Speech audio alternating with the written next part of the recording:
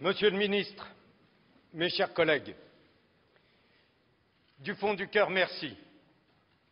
Merci pour l'honneur. Merci pour la charge que vous me confiez aujourd'hui en m'élisant 12e président de l'Assemblée nationale sous la Ve République. Je veux d'abord dire tout mon respect, toute ma déférence à mes 11 prédécesseurs de la Ve République, à ceux qui sont ici, siégeant dans cet hémicycle, et que je salue, Henri Emmanuelli, Patrick Ollier, Bernard Accoyer, à ceux qui sont ailleurs, œuvrant à d'autres tâches, Louis Mermaz, Laurent Fabius, Jean-Louis Debré, à ceux qui sont là-haut, Jacques Chaban-Delmas, Achille Peretti, Edgar Faure, et permettez-moi une pensée un peu particulière pour Philippe Séguin et Raymond Forny, avec lesquels je partage pour le premier une naissance de l'autre côté de la Méditerranée et pour le second des racines italiennes et quelques-unes des étapes du parcours républicain. Tous, avec leur tempérament et par-delà les engagements partisans, ont servi l'institution parlementaire avec la même passion. J'entends marcher dans ses pas. Mes chers collègues, je me tiens devant vous et je regarde vos visages, de tous les genres, de tous les âges, de toutes les couleurs de la France, de la ville et des campagnes, de la métropole et des Outre-mer, à qui j'adresse ma chaleureuse amitié, tant je les connais et tant je les aime, et pour la première fois, des Français de l'étranger. Et tandis que je vous regarde, je réalise comme vous que c'est le visage de la France qui est en train de changer. Je sais l'émotion, un peu nouvelle, qui peut vous étreindre, vous, jeunes députés fraîchement élus, le sentiment que le poids de l'institution et de ses rites pourrait presque vous écraser, que l'éclat des ors de la République pourrait presque vous aveugler.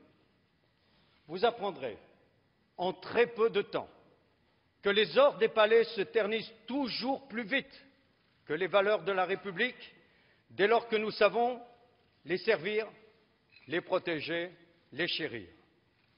Et c'est à cet instant précis que chacun d'entre vous deviendra le garant de ces valeurs qui sont pour tous les Français, et au-delà, autant de repères historiques et moraux. La liberté d'aller venir, de penser, de dire, de contredire, l'égalité, pas l'égalitarisme, il n'a pas sa place dans la méritocratie républicaine, ni l'égalité des chances, car le succès ne saurait se jouer sur un coup de dé, simplement l'égalité, celle qui donne à chacun, quelle que soit sa naissance, le droit et les moyens de réussir sa vie. La fraternité, pas pour se ressembler, mais pour nous rassembler. Et enfin, bien entendu, la laïcité, non pour punir, mais pour unir ceux qui croyaient au ciel et ceux qui n'y croyaient pas. La tentation de s'affranchir de ces valeurs est forte lorsqu'un pays connaît des heures difficiles, et singulièrement quand l'amorçure d'une crise sociale fait sentir son empreinte. Alors, mes chers collègues, prenons garde. Notre Assemblée, elle aussi, a ses fêlures. Lorsqu'elle a cru pouvoir oublier son histoire, lorsqu'elle a jugé bénin d'oublier ses valeurs, elle a oublié la République. Elle s'est oubliée elle-même. Gardons gravés en mémoire le courage et l'honneur qui furent ceux de ces parlementaires qui, avec Léon Blum, refusèrent de se saborder. Ce n'était pas simplement la fin d'un régime ou d'une constitution qu'ils ont récusée en refusant les pleins pouvoirs à Philippe Pétain. Non, ils ont refusé que travail, famille, patrie ne viennent remplacer les valeurs républicaines de liberté, égalité, fraternité. On ne sépare pas la République de ses valeurs sans la tuer. Gardons gravés en mémoire les noms de Georges Mandel, de Pierre Mendès France, de Jean Zay et de tous les députés qui, dans la chaleur de l'été 40, préférèrent Bordeaux à Vichy pour embarquer sur le Massilia à destination de ce qui deviendrait la France libre. Au nom de cette histoire, au nom de ce que nous sommes dans nos comportements comme dans nos mots, j'attends de chacun d'entre nous dans cette enceinte un total respect de ces valeurs qui sont l'identité de la France, parce que c'est ici que poussent les racines de la République. Mes chers collègues, je sais aussi l'émotion intacte, éternelle, qui embrasse le visage des députés plus expérimentés. Chacun de vous siège ici par la volonté du peuple.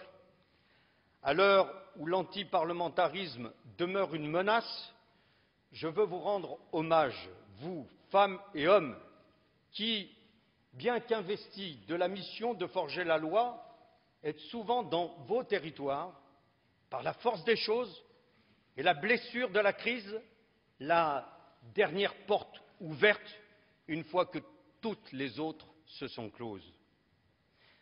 Vous qui partagez un autre secret, le goût de la loi. Lorsque je dis le goût de la loi, je dis l'amour du travail que nous menons. Je parle de ces débats passionnés, de ces textes aspirant au rang de science et de ces séances qui, dans leur vitalité et parfois leur confusion, traduisent le bouillonnement et la complexité de l'âme humaine. Et tant que nous adhérerons à l'idée que le plus grand privilège d'une société est qu'elle se donne à elle-même sa propre règle de vie, alors ce travail que nous menons continuera d'être le garant de la démocratie. La démocratie, chers collègues, les uns et les autres ne siégeons pas sur ces bancs par hasard. Nous formons cet hémicycle au nom d'une vieille idée qui n'a jamais été aussi neuve. Cette vieille idée, conquise dans le sang et dans les larmes, bien des peuples du monde nous l'envient, elle porte le beau nom de démocratie. La démocratie, plus que partout ailleurs, c'est dans ce lieu que bat son cœur. C'est au nom de la démocratie que la gauche y est aujourd'hui majoritaire. Je devine l'impatience de cette majorité qui, dans toute sa diversité, partage la volonté d'être à l'heure au rendez-vous du changement. Je devine aussi le sentiment de l'opposition à cet instant. C'est parce que je l'ai connu hier que je lui fais aujourd'hui cette promesse: je serai un président protecteur de vos droits, j'en ai la volonté et j'en ai le caractère. Au nom de la démocratie, le peuple français a confié à cette Assemblée le soin de forger les grandes lois du quinquennat et de les assortir du talisman de la justice. Justice dans l'effort pour reconquérir la croissance. Justice dans la redistribution de ses fruits. Il nous confie aussi le devoir de rassembler les Français, pas simplement en proclamant des valeurs, mais en donnant à ces principes un prolongement tangible dans leur vie et celle de leurs enfants. Par l'école, par l'emploi, par la culture, par le logement, par un développement plus respectueux de l'environnement, par une lutte acharnée contre le racisme et l'antisémitisme, par le refus des discriminations, qui est un corollaire de notre engagement laïque, par la présence du service public, le patrimoine de ceux qui n'ont pas de patrimoine, notamment dans les territoires industriels qui craignent le déclassement, à la campagne, comme dans les quartiers populaires. Il nous confie enfin la charge de faire résonner plus fort la voix de la France en Europe et dans le monde pour porter haut les valeurs de paix et de démocratie, pour faire triompher aussi l'idée que le bonheur de quelques-uns ne peut se faire au prix de la dignité de tous les autres. Même si tous ici, quel que soit leur banc, ont cette destination en partage, chacun aura le loisir de défendre l'idée qu'il se fait du chemin à emprunter pour l'atteindre. Toutes les voix seront entendues, respectées.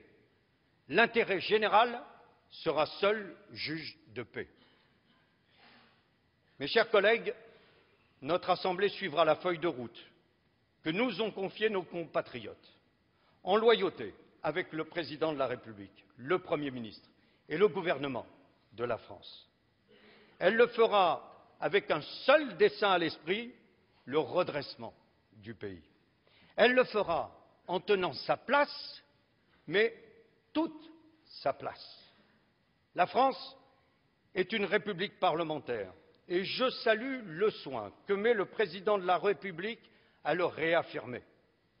Dans la même inspiration, je souhaite que l'Assemblée nationale soit pleinement respectée. Pour cela, efforçons-nous de la rendre absolument respectable. Notre Assemblée doit vivre avec son temps. Plus que jamais, ayons à cœur d'en faire une maison de verre, transparente, exemplaire, irréprochable, parce que la force de la loi est subordonnée à l'exemplarité du législateur. Féminisée, renouvelée, diversifiée, jamais notre Assemblée n'a compté autant de femmes, une telle jeunesse et tant de visages aux couleurs de la France. C'est déjà une fierté, mais c'est encore une exigence. Ouverte, aérée, vivante, il nous faut régénérer le lien entre l'Assemblée nationale et les corps intermédiaires, collectivités locales, partenaires sociaux, monde de l'entreprise, mouvements associatifs. C'est ainsi que nous parviendrons à en faire l'Assemblée pivot dont le pays a besoin pour aller de l'avant. Pour cela, je sais pouvoir compter sur le personnel de cette maison dont je salue, en votre nom à tous, la grande qualité, l'absolue neutralité et l'entier dévouement. Chers collègues, j'en termine avec un mot plus personnel. Ce sera le seul. Je sais d'où je viens. J'assume tout de ce que je suis. Un fils de prolétaire, un enfant de Tunis, né de père italien et de mère maltaise qui, un beau jour de 1960, dut transiter en 24 heures d'une rive à l'autre de la Méditerranée.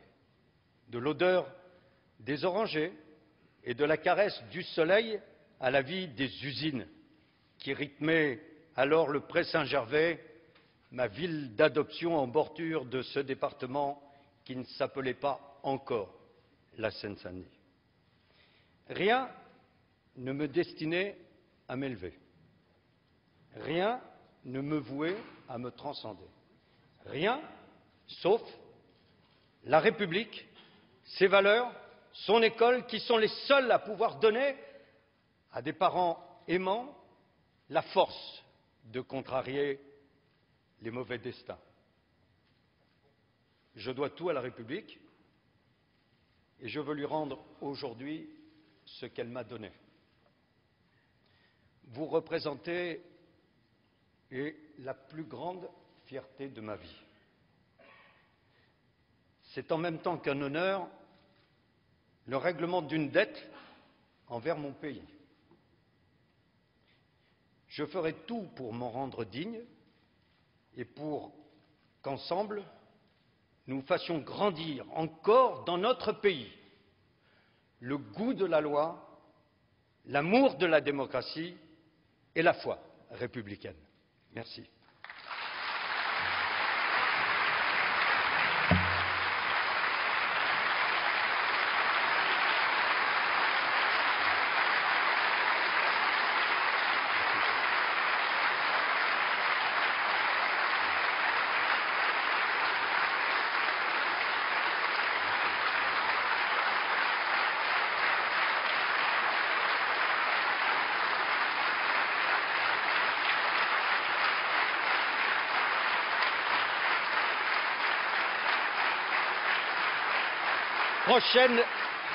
Merci mes chers collègues. Prochaine séance demain à 15 heures. Nomination éventuellement par scrutin des 6 vice-présidents, des 3 questeurs et des 12 secrétaires, ainsi que l'installation du bureau. Mes chers collègues, la séance est levée.